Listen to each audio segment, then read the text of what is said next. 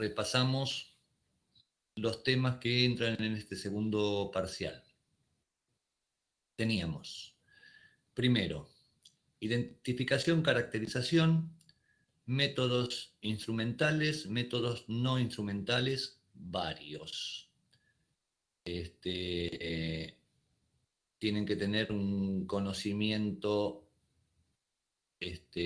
no en profundidad, pero sí más o menos saber de qué se trata cada método, saber para qué sirve cada método. Algunas cosas fundamentales como lo que hicieron en la tarea, dado un determinado método, poder de alguna manera dar un fundamento, una pequeña descripción, hablar del tema de si se necesitan o no se necesitan estándares y qué tipo de estándares, porque algunas veces se necesita un estándar idéntico a lo que queremos identificar o caracterizar. En otras ocasiones, los estándares que se utilizan no tienen nada que ver con la molécula que estamos caracterizando.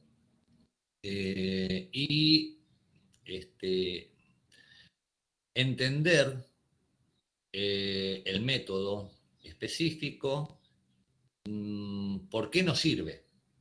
¿Nos está sirviendo para identificar o nos está sirviendo para caracterizar? O sea, ¿qué es lo que está identificando? ¿Qué es lo que está caracterizando?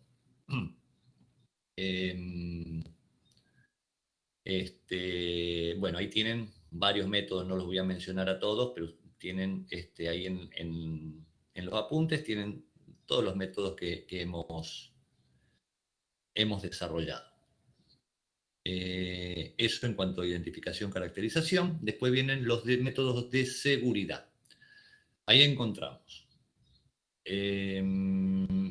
piretógenos en conejos.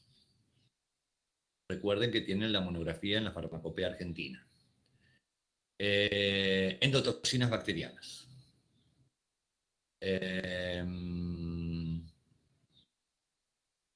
Toxicidad anormal. Esas son 3 monografías de la Farmacopea Argentina. Después, anafilaxia. Básicamente tienen un apunte, hay distintos métodos descriptos, todos son a través de un ensayo in vivo, ex vivo, in vitro. Hay un material biológico que previamente se activa y después se comprueba la anafilaxia o no con una nueva incorporación del material. Básicamente todos funcionan así. ¿Qué más tenían? Métodos de seguridad. Baño de órgano aislado. Histamina y sustancias histominosímiles, y enganchado con eso, sustancias depresoras. Y después viene la monografía de eritropoyetina. Ahí deben conocer, es un ejemplo de una monografía completa de eritropoyetina, donde tienen métodos de identificación, caracterización, métodos de seguridad y métodos de valoración. Deben conocer la valoración, o sea, esto se engancha un poco porque es un poco integral con la primera parte. No es que van a tener que contestar preguntas específicas respecto a cómo se hace el desarrollo numérico de una valoración, pero de alguna manera tienen que saber de qué se trataba todo aquello para poder conocer qué es lo que estamos diciendo cuando hablamos de la valoración, en este caso de la eritropoyetina. Y heparina, que es el último método que vimos, heparina no fraccionada, heparina de bajo peso molecular, los métodos de valoración en uno y otro caso, y ¿qué más había? Como método de caracterización, que hemos visto hoy, que es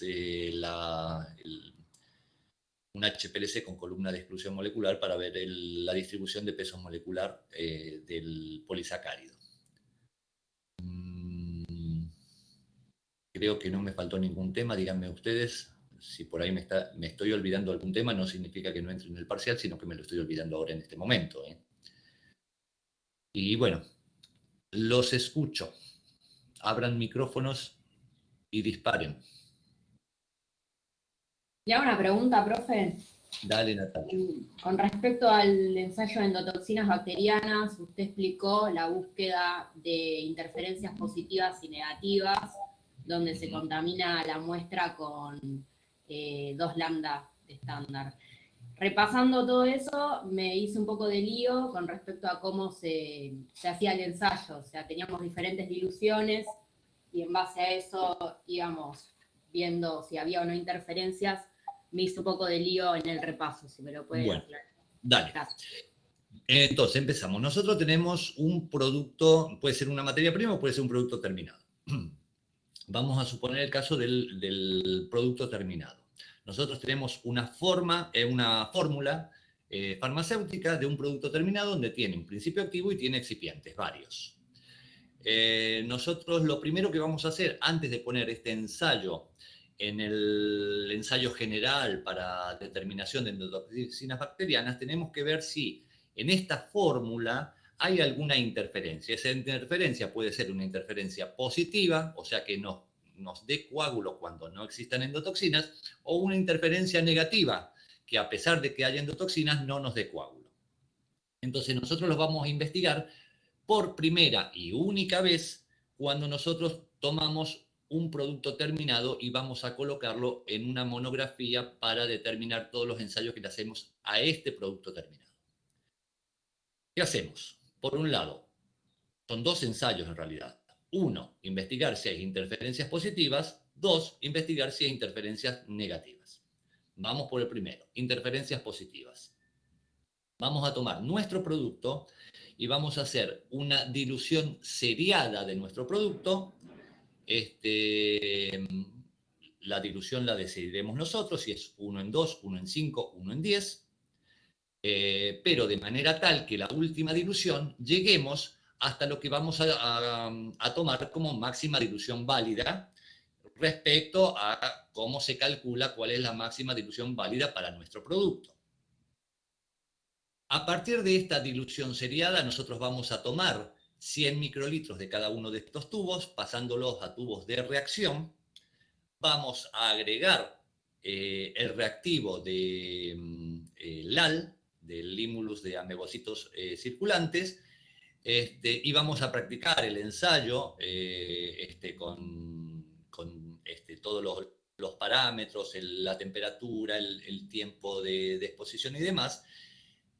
Y vamos a ver qué recogemos. Si nosotros partimos del material de nuestra muestra con el agregado del reactivo, lo ponemos a incubar, pero no hay endotoxinas en nuestra muestra y tampoco hay ninguna interferencia positiva, o sea, que nos dé coágulo cuando no hay endotoxinas, ¿qué vamos a encontrar en todos los tubos? Que no se forma coágulo. Ahora, si existe en nuestra formulación algo que va a interferir y va a formar coágulo aún no habiendo endotoxinas, vamos a encontrar que en nuestro ensayo sí se va a formar coágulo. Y esa va a ser la respuesta de que existe una interferencia positiva. ¿Por qué lo hacemos en una dilución seriada de la muestra? Porque es probable que aquello que interfiera en la fórmula de nuestro producto, estando concentrado, una vez que lo diluimos, ya no interfiere más. ¿Qué puede ser? Por ejemplo, que nuestro producto tiene calcio, que cuando está concentrado interfiere, pero que en una dilución que puede ir 1 en 1000, por ejemplo, antes de llegar a la máxima dilución válida, o incluso mayor a eso todavía, ya la cantidad de calcio que queda en esa dilución ya no interfiere. Entonces, en las primeras diluciones donde el producto está más concentrado vamos a encontrar coágulo y a partir de una cierta dilución va a dejar de haber coágulos. ¿Esto qué va a significar? Que la interferencia positiva que existe en nuestro producto deja de ser un problema a partir de una cierta dilución. Si nosotros tenemos una interferencia, pero conseguimos que en una determinada dilución ya desaparezca y esa dilución está muy por encima de la máxima dilución válida, nosotros nos queda todo ese rango. Te lo pongo en números. La máxima dilución válida para nuestro producto es 1 en 2000.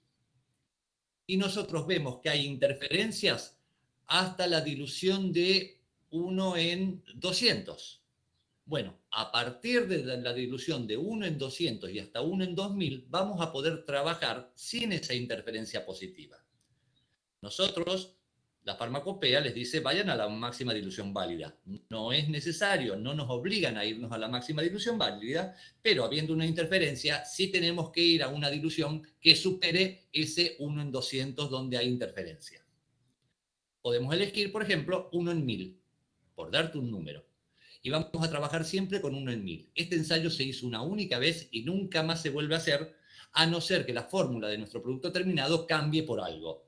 De producción nos diga, cambiamos, vamos a sacar esto, vamos a colocar lo otro, entonces ya otra vez vamos a tener que verlo. El paso para completar este ensayo, una vez obtenido, suponiendo estos números que te estoy dando, que hasta la dilución 1 en 200 interfiere y a partir de 1 hasta la máxima dilución válida, que era 2000, no interfiere, nosotros decidimos trabajar con la dilución 1 en 1000, nosotros vamos a tener que, lo que se llama validar, si hiciste la otra materia, aseguramiento de la calidad, sabes lo que es validar. Si no, todavía no lo hicieron, validar es asegurar de alguna manera que lo que estamos diciendo, o sea, el ensayo que estamos haciendo está brindando resultados que son confiables. Nosotros nos paramos, decimos, vamos a trabajar con la dilución 1 en 1000. Bueno, vamos a repetir varias veces ese ensayo para validar y definir que 1 en 1000, esa interferencia que existía, ya no existe más. O sea, en esa dilución no existe. Todo esto, todos estos ensayos, además de nuestra muestra, la vamos a hacer con la curva de verificación de la sensibilidad del reactivo entre medio lambda y 2 lambda y con el concebido control negativo, que es agua. Vamos al segundo ensayo. Ya vimos interferencias positivas. Interferencias negativas. Nuestra fórmula farmacéutica... Profe. Sí. O sea que el ensayo de interferencia lo hacemos en paralelo con la curva de sensibilidad. No, las dos cosas no. La curva de sensibilidad, o sea, la demostración de la sensibilidad del reactivo se hace cuando vos adquirís un set de reactivos con un lote nuevo. Es un ensayo aparte. Ahora, cada vez que vos haces el ensayo, por el motivo que fuese, vos haces una verificación más acotada de que el reactivo está funcionando ese día del ensayo de manera correcta. Siempre lo haces en todos los ensayos más acotado de lo que haces en el ensayo de sensibilidad. El ensayo de sensibilidad lo hacías por cuadruplicado. Cada vez que lo vas a hacer este ensayo, verificás la sensibilidad que se siga manteniendo en el lugar adecuado con tubos por duplicado. ¿Sí? Entonces, o sea, la curva de sensibilidad se hace una única vez cuando yo compro el reactivo LAL con el estándar de la endotoxina. Eso sería correcto. Por un lado. Y entonces, cuando yo hago lo de estos ensayos, verifico, ¿sería lo del reactivo con el estándar, algo así? Verificás que la sensibilidad del reactivo... Claro, pero ¿cómo sería que la palabra exacta que yo tengo que usar? ¿Verifico el reactivo LAL con el estándar? Yo para no meter la pata. Claro, lo que pasa que uno es el ensayo... Porque yo hubiera puesto, hago la curva de sensibilidad y ya estaba metiendo la pata. No, la curva de sensibilidad no lleva agua. Lo que lleva agua es el control negativo.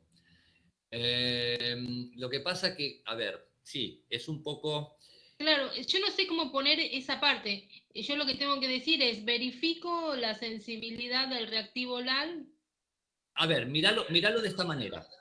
Cuando yo adquiero del mercado el reactivo LAL el estándar de endotoxinas bacterianas, el agua LAL, los tubos de dilución y los tubos de reacción, verifico en un combo que la sensibilidad del reactivo esté dentro de los parámetros adecuados. ¿Cómo lo hago? Con un ensayo por cuadruplicado, donde veo el estándar diluido entre medio lambda y 2 lambdas, a eso le agrego el agua, control negativo.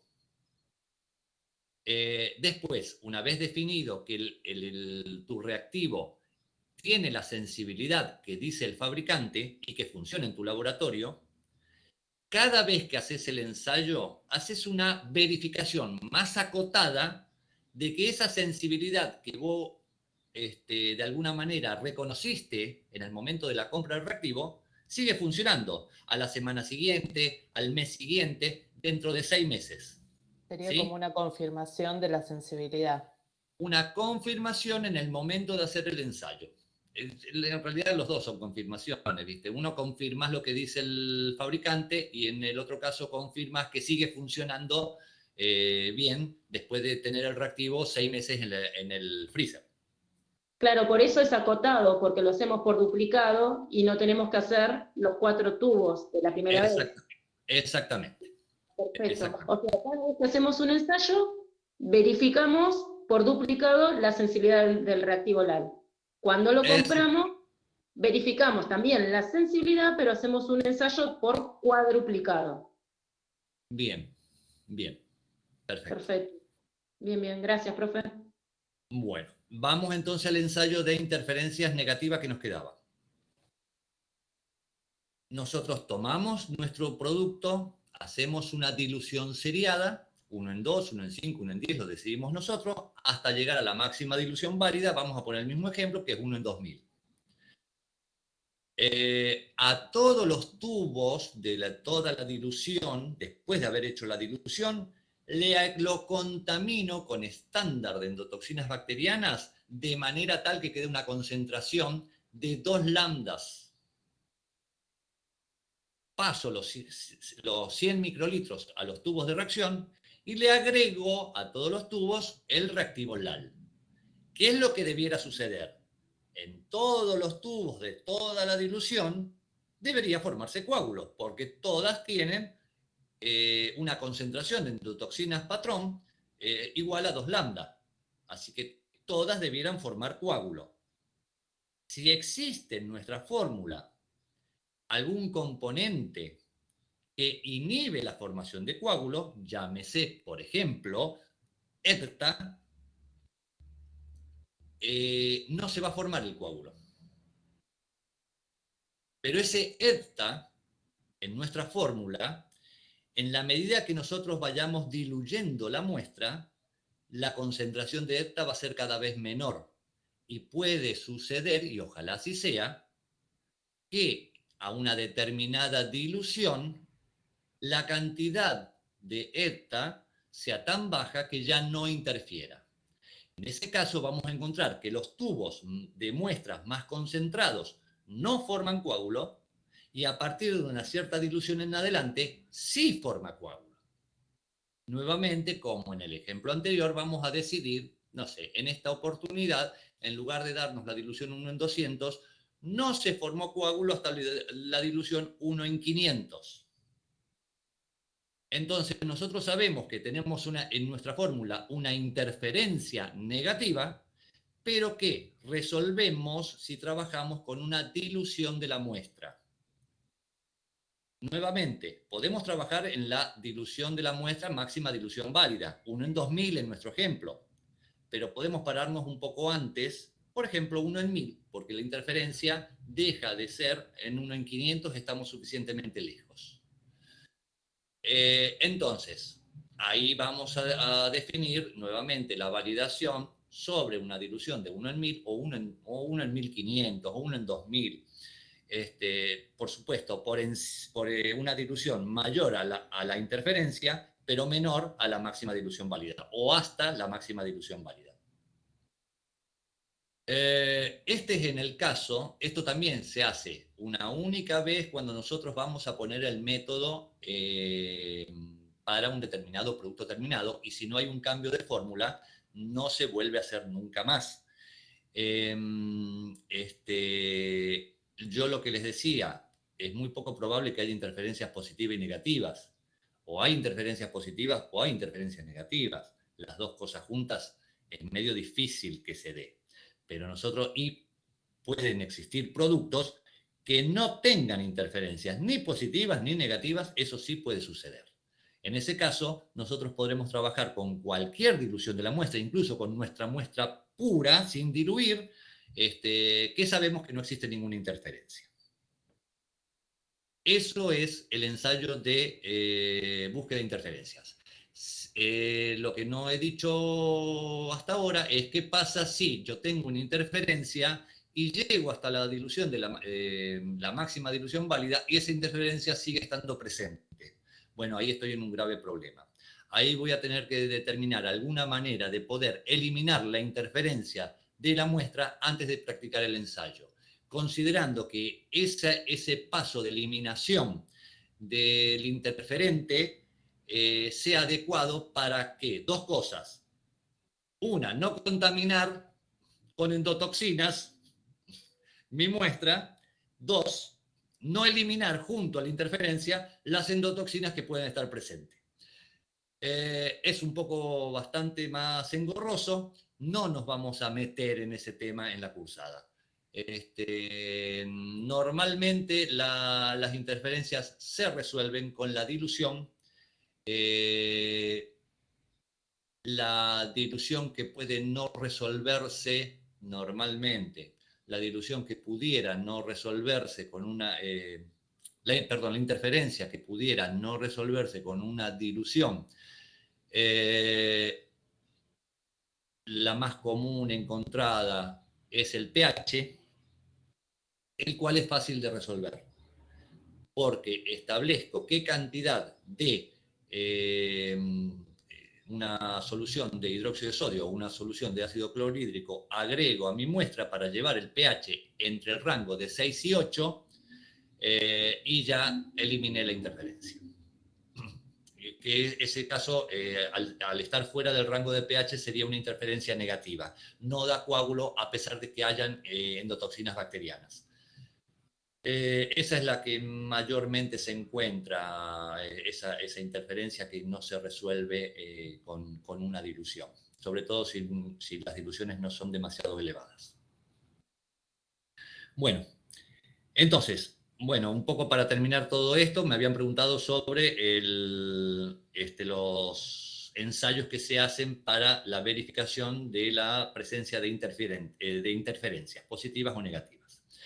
Metimos ahí en el tema de la determinación de la sensibilidad del reactivo, y lo único que faltaría decir entonces es el método aplicado como ensayo límite.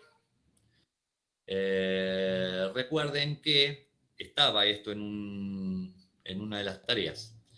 La prueba de validez del ensayo es justamente verificar que la sensibilidad del reactivo se encuentre entre medio lambda y 2 lambdas, que el control negativo, que era con agua LAL solamente, dé negativo, y que el control positivo, que era mi muestra contaminada con 2 lambdas de endotoxinas patrón, me dé positivo. Entonces son tres cosas como validez del ensayo en el momento que lo hago. Que el control negativo me dé negativo, que el control positivo me dé positivo y que la sensibilidad del reactivo se encuentre entre medio lambda y 2 lambda. Creo que en la farmacopea, que alguno me lo escribió así, dice que la media geométrica de la sensibilidad del reactivo. Está bien, expresado de una manera o de la otra es correcta. Y después, ¿mi muestra pasa o no pasa ensayo? ¿Cuándo? 2 positivos en la muestra, recuerden que se hacía por duplicado, no pasa ensayo. 2 negativos en la muestra, pasa ensayo. Un positivo y un negativo, resultado dudoso, se repite ensayo. Con la misma cantidad de muestras, por si alguien pregunta.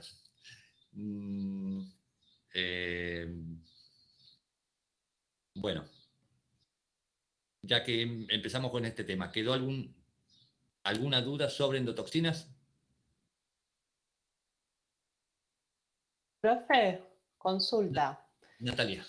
En la farmacopea dice que el ensayo de inhibición o intensificación se hace cada vez que se emplea un nuevo lote de reactivo o la formulación del producto. No, sí, dale. No, mi duda era esa. La inhibición se hace con el producto, pero cada vez que uso un nuevo lote de reactivo sería la confirmación de la sensibilidad, ¿no? Correcto. Ah, porque esto me confundía en la farmacopea. Bien, no tengo presente el texto exacto como lo dice. Si No, me esperan. así lo leí así como está en la farmacopea. Ajá. No, Está el título y el primer parrafito dice: el ensayo de inhibición o intensificación se debe repetir cada vez que se emplea un nuevo lote de reactivo LAL o la formulación del producto. sí, no, eso no ocurre, no se hace. Ah, pues está bien.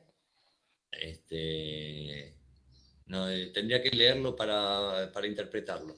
Pero no. El ensayo de inhibición o intensificación se hace cada vez que hay un cambio en la fórmula del producto.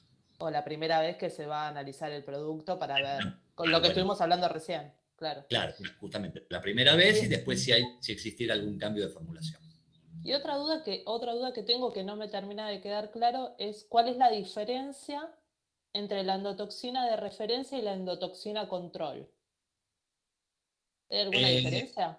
No, en realidad es lo mismo. Lo que pasa es que te está hablando algo así como estándar de referencia. Habla de dos calidades de endotoxina, pero ambas son adquiridas en el mercado. No tiene mayor trascendencia eso, ¿viste? Es más una declaración para que no queden dudas al respecto, pero en definitiva es una endotoxina patrón adquirida en el mercado. Perfecto. Y lo que nosotros vimos es toda la parte de gel clot, la parte de turbidimétrico, y eso puede Sí. llegar a ver algo en el parcial. O cromogénico. Sí, déjame que lo anoto.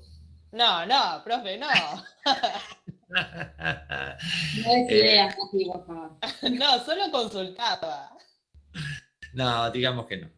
Pero bueno, sería interesante que al menos lo leyeran para saber que existe, ¿sí? Pero nosotros vemos, en realidad vemos el método que yo les dije, el método ensayo límite, el cual nos está diciendo, dado un límite de endotoxinas en la monografía, nosotros vamos a definir si tiene más del límite o si tiene menos del límite. Nunca vamos a saber cuánto tiene. Ya sea más o menos del límite, pero no vamos a saber cuánto es, cuánto más o cuánto menos.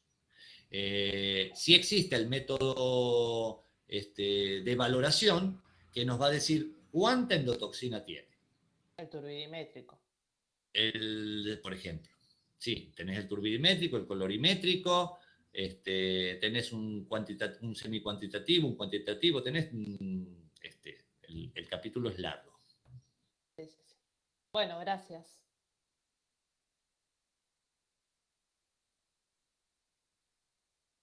Bueno, ¿de endotoxinas bacterianas algo más? Cabe recordar, más allá de todo lo que hemos estado hablando, entiendan bien qué es lambda, algunas respuestas que me han dado. Lambda es la sensibilidad de reactivo. Bueno, ¿qué es la sensibilidad de reactivo? Es la respuesta. No alcanza con decir lambda es la sensibilidad de reactivo. Igual que ¿qué es MDB? MDB es máxima dilución válida. No alcanza con decir MDB es máxima dilución válida. ¿Qué significa máxima dilución válida en el ensayo para el ensayo límite, que es donde se usa? Y bueno, límite de endotoxinas, eso sí todos han sabido, creo que todos han sabido responderla. Límite de endotoxinas es la cantidad máxima que está contemplada para un producto aplicado sobre un paciente, que está en función de la cantidad de medicamento que se le coloque al paciente, o sea, si normalmente es en volúmenes, también puede ser en gramos, ¿no? Puede estar definida por miligramos de sustancia o puede estar definida por mililitros de el parenteral. Y en función de cuál es la vía de administración, si es intramuscular, si es intratecal, hay límites diferentes. Pero bueno, más o menos saber qué es, por qué, de dónde surge ese límite de endotoxinas. O sea, está definido para todos los productos en función de cuánto es lo que se le da de un medicamento a un paciente en 24 horas. O sea, cuál es la dosis máxima que se le podría llegar a administrar de este producto. Después viene el médico y dice, no, dale el doble, y ahí no, sonó todo, pero bueno, eso no importa, es al margen. Aparte se calcula sobre un paciente que pese 70 kilos. ¿Qué pasa si el paciente pesa 60 o si el paciente pesa 90? No está sobre 70 kilos, que es el peso establecido en farmacopeas como el peso de un adulto joven. Profe, este ensayo de interferencia se hace independientemente de si el producto está codificado o no, siempre. Sí, vos decís si está codificado el límite. Claro. Sí. Con el límite uno calcula cuál es el MBD, claro. Pero independientemente de eso, uno tiene que verificar que tu formulación no tenga ningún tipo de interferencia. Claro, sí. Sí. Bueno. Dejamos atrás endotoxinas.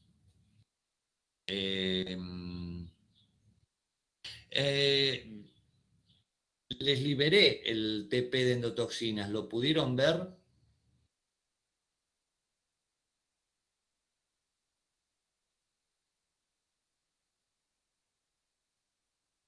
Chan.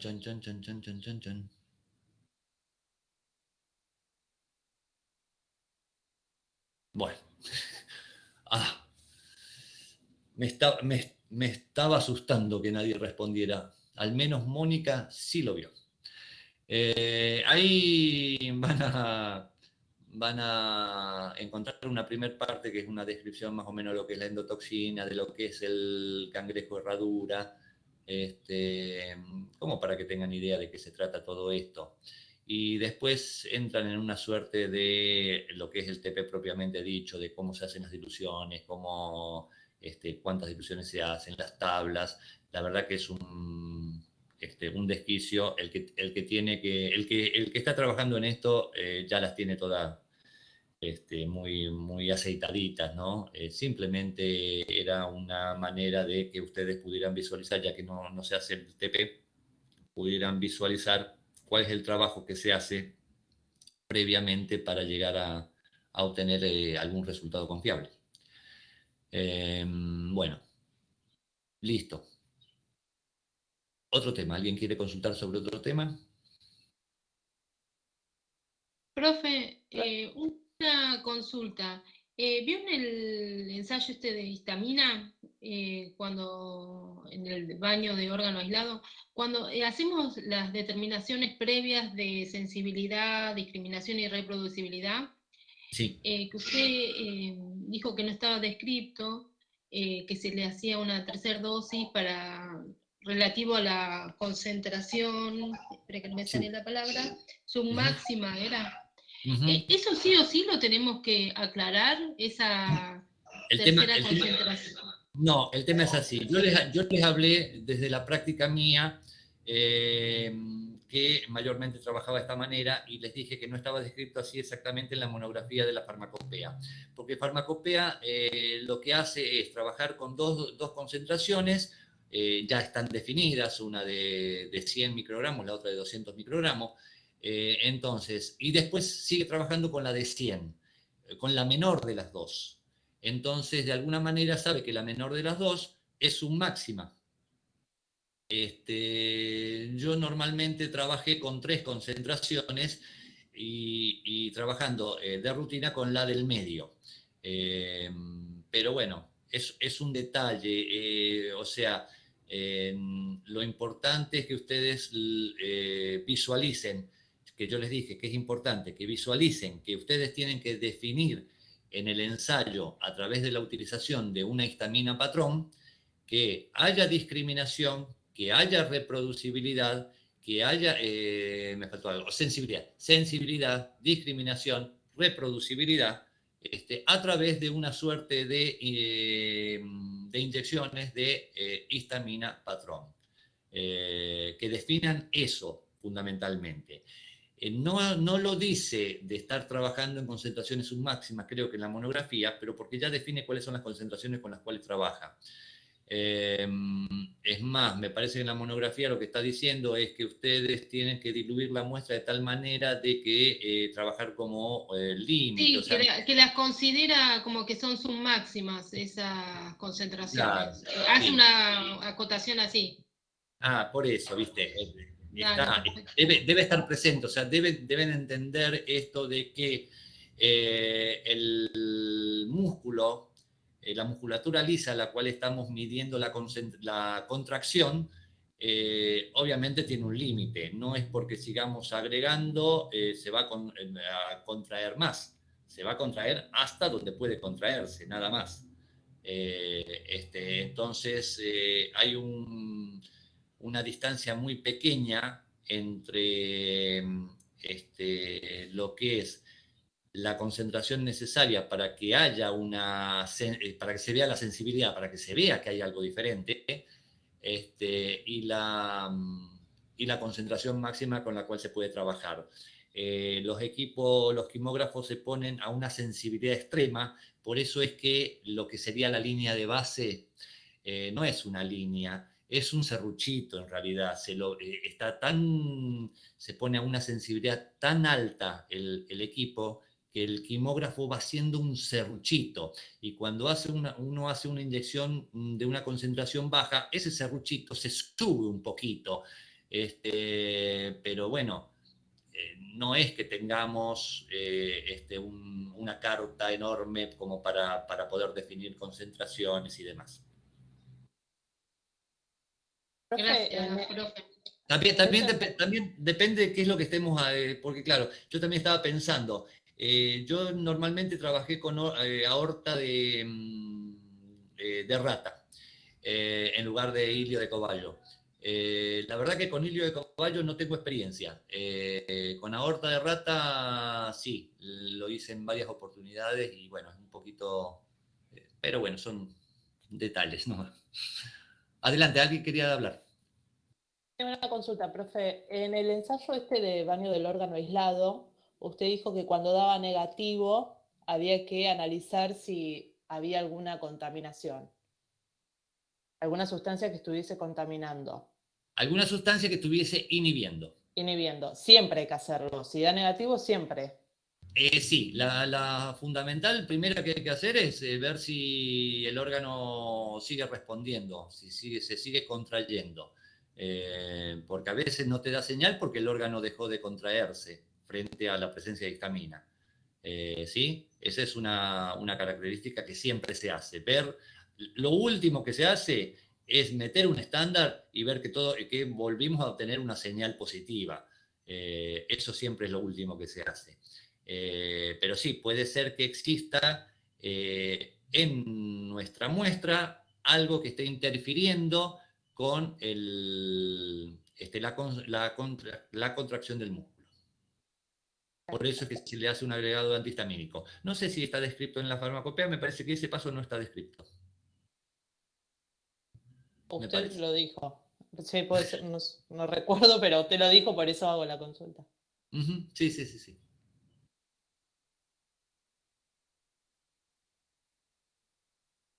¿Algo más?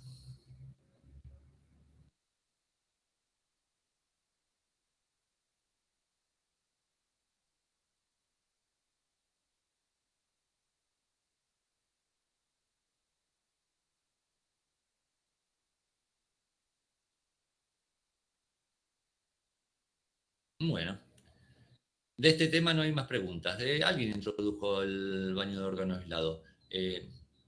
Pregunten de otro tema.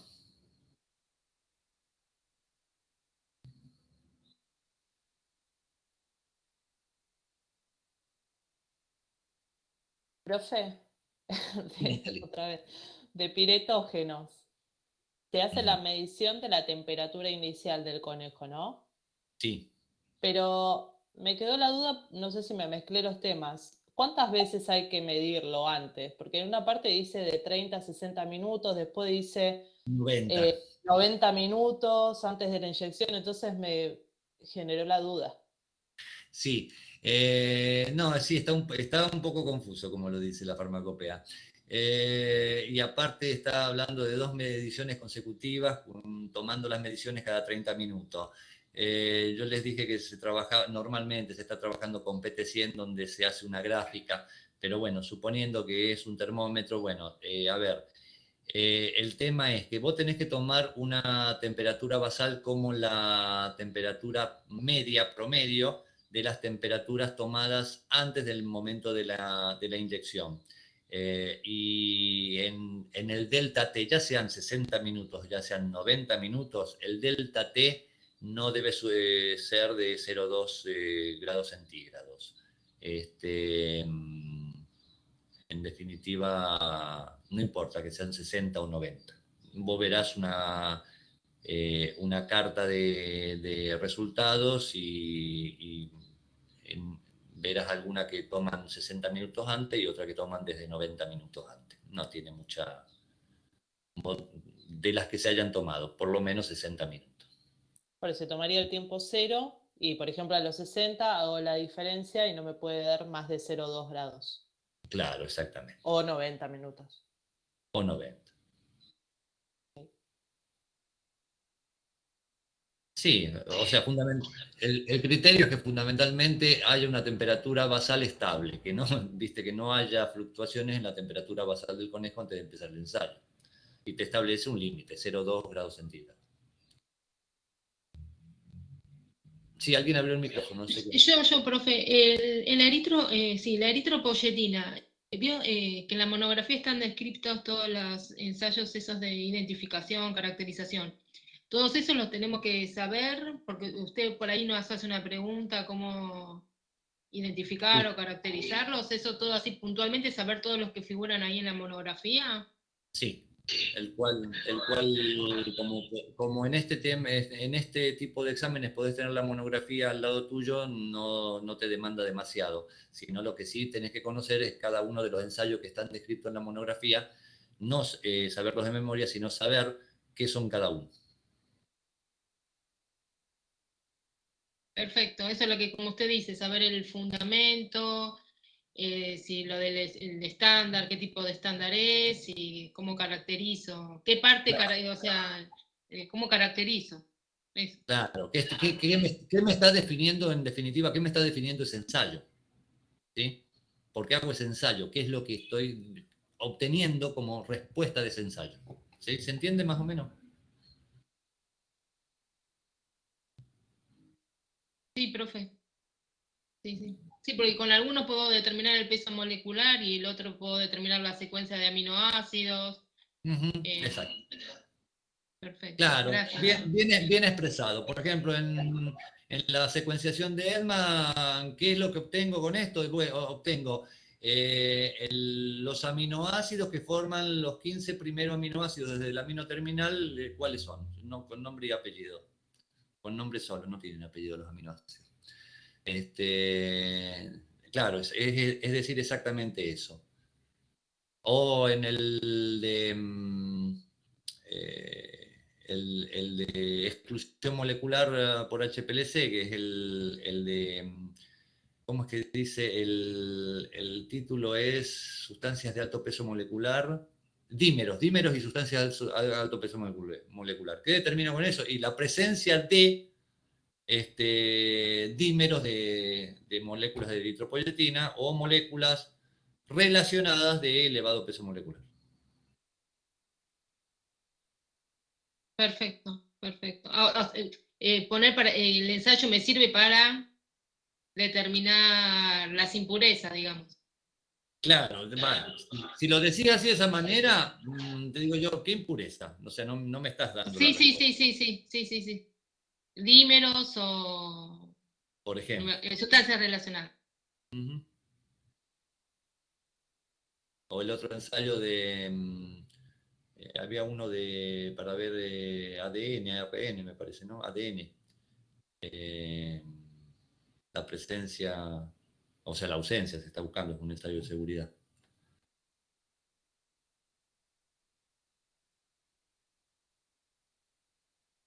Todavía no lo pensó, pero va a ser a desarrollar como el primero, así conciso. Ya estaba pensando, en lugar de 4 módulos van a ser 8. No sea malo, No profesor. sé, no sea malo, profe. Estamos ya casi en diciembre, estamos todos cansados, ya las No, neuronas están medias quemadas. estaba pensando cómo fue el primero, tenían algunos verdaderos falsos, cosas así, ya ni me acuerdo. No, a desarrollar todos. Eran a desarrollar. Sí, normalmente, Así que ahora tocaría choice. Bueno, vamos a implementar un verdadero falso. Ojo con los verdaderos falsos de Canva que... No, porque si hay que justificar, No, ahí ya déjenlo. nos embarramos. No, déjenlo así como venimos. No, a ver, una cosa, les vuelvo a repetir. Sean concisos en la respuesta que den, si es algo a desarrollar, respecto a la pregunta. Que la respuesta sea la respuesta a lo que se pregunta y nada más que a lo que se pregunta. Si hay algún agregado, que se entiendan que es un agregado porque ustedes tienen un alto conocimiento del tema y quieren exponerlo así de esa manera, pero que no sea porque no saben exactamente cuál es la respuesta, doy todo lo que se me ocurre. ¿Sí? O sea, si son concisos en la respuesta, si yo leo el desarrollo para responder a una pregunta y es conciso, están respondiendo a lo que les estoy preguntando, todo bien. El problema es cuando, viste, está metido ahí en el medio no sé dónde. Igual mucho tiempo en el primero no tuvimos para... Sí, Fue como muy conciso, había que contestar muy conciso, no te podías ir medio por las ramas. Y en este más o menos van a tener un poco menos. Como menos. No, profe, por favor. No, profe. Igual un poquito más. No le alcanza el tiempo, porque entre que uno piensa y quiere elaborar una respuesta, ya Vos sabés que, pone cualquier cosa. vos sabés que yo tuve un profesor que en el enunciado, después de hacer la pregunta, decía que solo iba a leer los 10 primeros renglones. ¿Sí? Lo ponía por escrito. Solo voy a leer los 10 primeros renglones. O sea, la respuesta a lo que preguntaba tenía que estar en los 10 primeros renglones. El resto ni siquiera lo iba a leer. Con eso les estaba indicando de que dieran una respuesta concisa y correcta y no se entraran a desvariar sin saber qué es lo que estaban respondiendo. Ahí había que tener una letra chiquita, clave. No. Arial 5. No, porque eran manuscritos. Estoy hablando de que no existía esto de la virtualidad. No, que había que dar una respuesta concisa, ¿viste? Había que dar una respuesta a lo que se preguntaba, no desvariar en el tema. Había que responder lo que se preguntaba, había que tener claro cuál era el tema al cual se estaba preguntando. Si vos tenías en claro el tema al cual estaba preguntando el profesor, sabías que la respuesta enfocaba en eso. En 10 renglones te alcanzaba para responderla. Tampoco es que te pedía el desarrollo enorme de algún tema. Pero bueno, esto es una anécdota de un profesor hace muchos años atrás.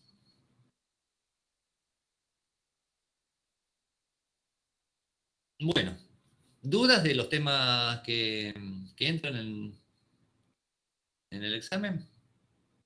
Después, bueno, tomo de los temas, tomo un poco de todo.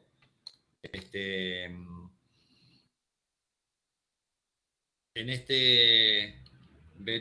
a ver, tomaré algún tema de la monografía de eritropoyetina, seguro, porque para eso damos la monografía de eritropoyetina. Tomaré algunos elementos de métodos de caracterización y tomaré algunos elementos de los métodos de seguridad. Ustedes en estos 2 años no han tenido mucho contacto, por lo menos de manera directa, en la facultad. Por ahí tienen contactos virtuales y les habrá llegado que este profesor le gusta mucho el tema de endotoxinas bacterianas. Así que todos los que se presentaban al final venían con el tema de endotoxinas bacterianas para hacer un amplio desarrollo, me acuerdo.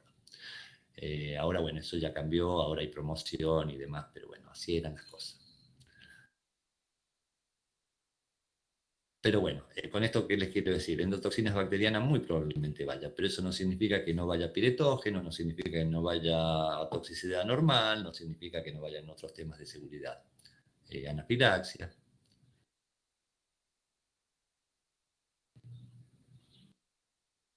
Tenía un porqué. Lo que pasa es que endotoxinas bacterianas en realidad tenía un porqué, no era que a mí me gustaba endotoxina bacteriana. Endotoxina bacteriana era el TP que teníamos en la cursada. Entonces, viste, era un tema que después de haberlo desmenuzado en la parte teórica y haberlo desmenuzado en la parte práctica, no saberlo, la verdad que definía quién era estudiante y quién era visitante.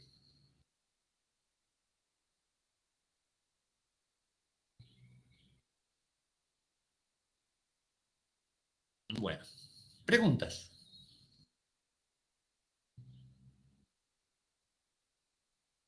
Por mi parte, no, profe. Lo que recuerdo. Por mi parte tampoco. Sí, no, mi parte tampoco, por ahora claro. No, profe, cualquier cosa nos podemos preguntarle por mail, ¿no? Sí, no hay problema.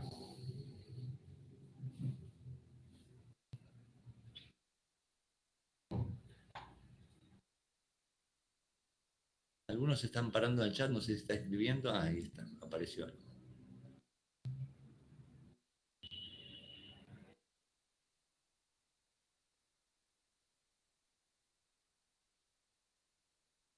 Bastante reducida hemos terminado la clase. Hay muchos que ya directamente no es que no tengan preguntas, sino que directamente ya tienen tan en claro toda la materia que no necesitan la clase de repaso. ¿Alguno de los que está presente estuvo en los TP de Tecnia? Y Julieta, ¿qué tal? ¿Fueron buenos?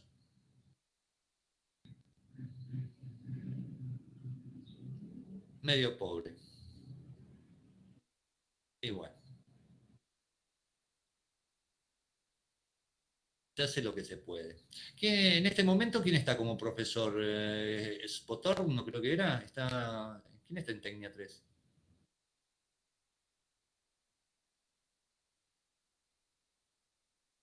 Ah, Barbaresi está. Ah, Pandiño. No, Spotor no, tenés razón. Spotor no estaba en Tecnia. Me estaba confundiendo. Sí, Barbaresi. Leo Canepa.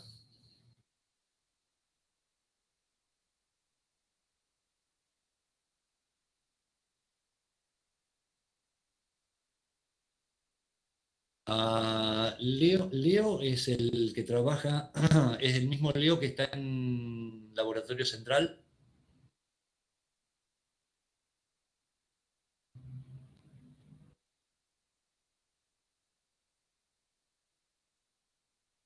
Sí, pero es el que está en Laboratorio Central en el 5.º piso.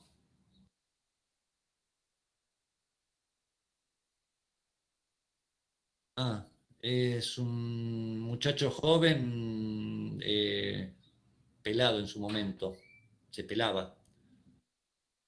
Sí, ya sé quién es Leo.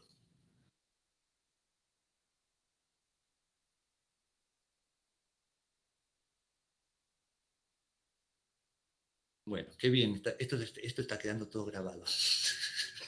Esto le iba a decir justo. Bueno, estamos chusmeando. ¿Qué hicieron la preparación inicial del granulado? Una granulación vía húmeda, algo de eso hicieron. Molienda, humectado, amasado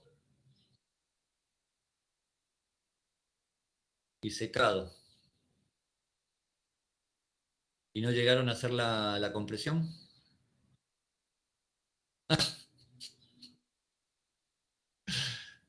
No llegaron a comprimir y bueno, está.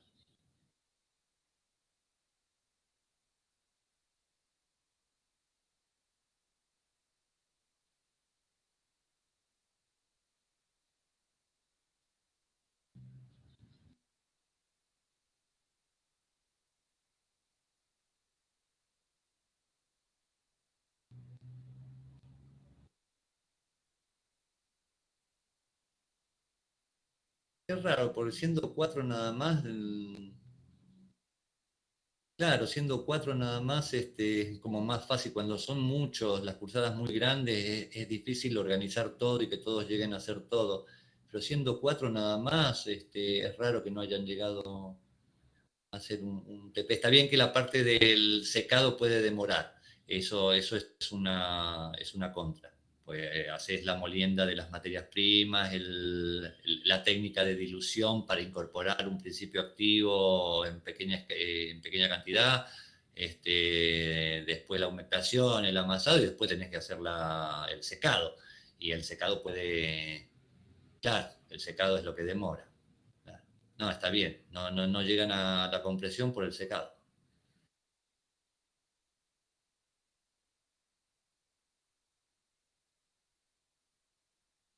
Bueno, algo es algo.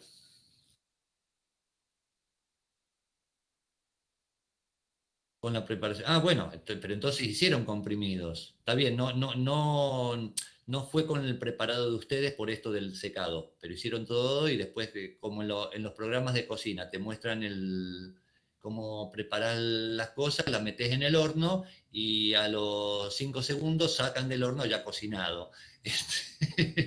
Claro, no pueden estar una hora mostrándote en este caso el secado lleva mucho tiempo y lo hacen con otro ya preparado. Claro, hicimos un bizcochuelo. En definitiva, chicos, es una clase de cocina, hacer una receta farmacéutica. Este, el arte de la preparación farmacéutica. Se consideró eso, un arte.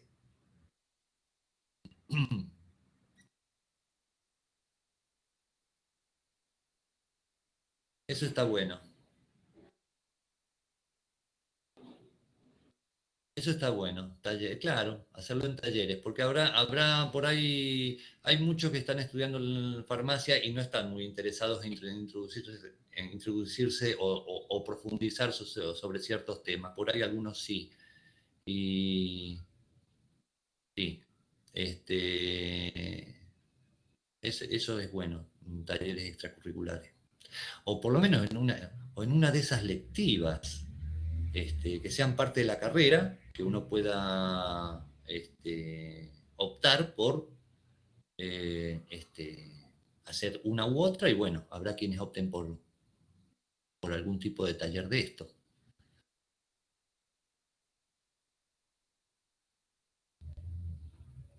Bueno,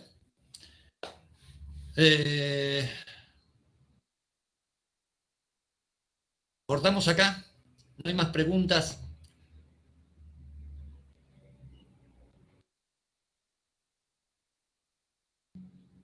Listo. Ahora sí, dejamos de grabar. Esto lo dejamos para los que no están presentes, que puedan chusmear junto con nosotros. Corto grabación.